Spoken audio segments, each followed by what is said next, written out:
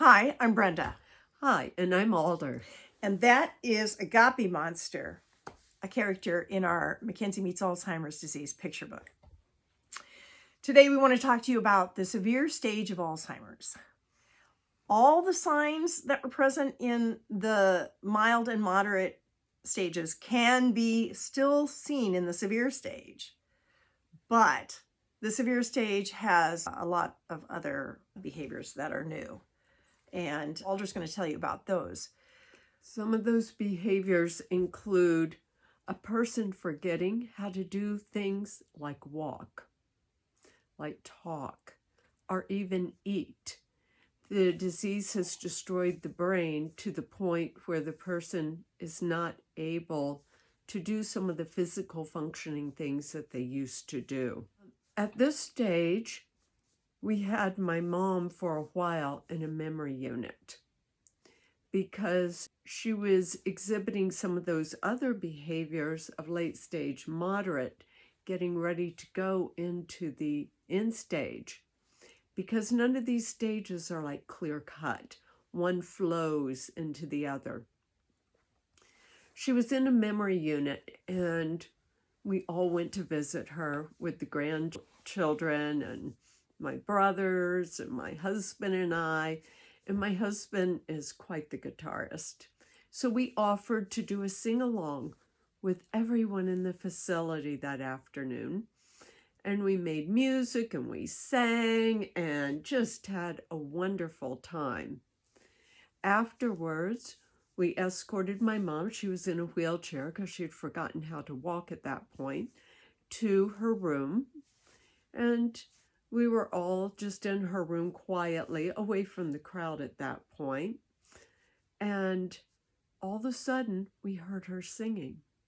My mother wasn't a singer, but she started singing, and she started creating the coolest song, singing to her granddaughter. Wow. It was so precious.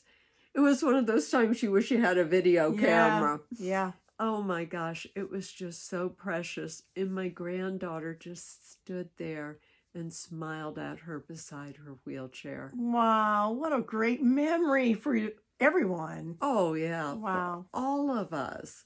Wow. And that's what we've been talking about. How do we make memories? How do we maintain memories? And there's some great ways. Right. We're both music therapists, and we worked in situations with people who were dying. And one thing, it's all the same to me. It's like when someone's in that situation, number one, assume they can hear and understand every word you're saying. Assume it. Because hearing is the last thing to go of the senses. So even if they're brain dead, I would say assume that they are there. And there are things that they can still enjoy. Music, they can enjoy just hearing about your day. I was thinking of my dad, who died of COVID-induced dementia, and it was horrible. He was 95 and highly functioning, and then COVID came along pre-vaccine, and he got COVID, and it affected his brain.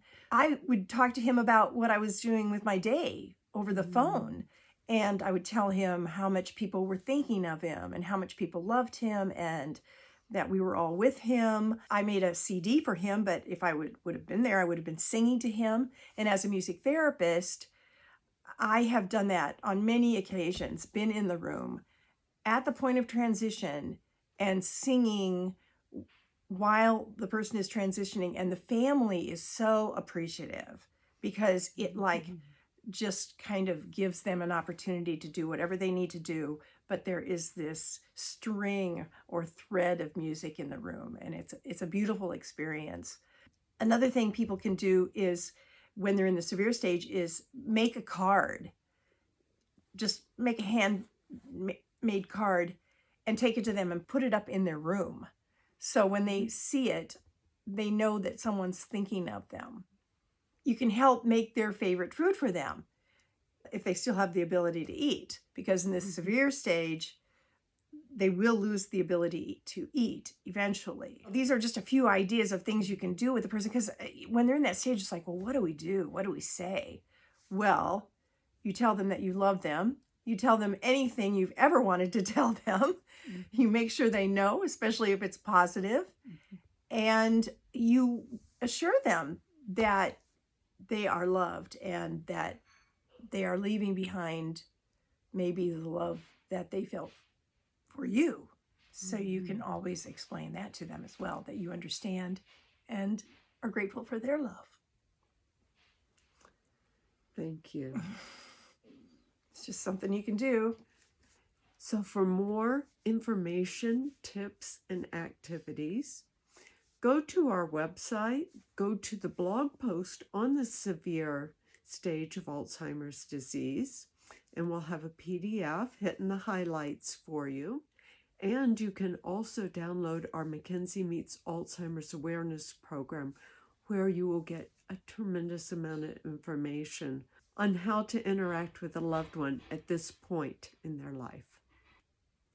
Have a great day.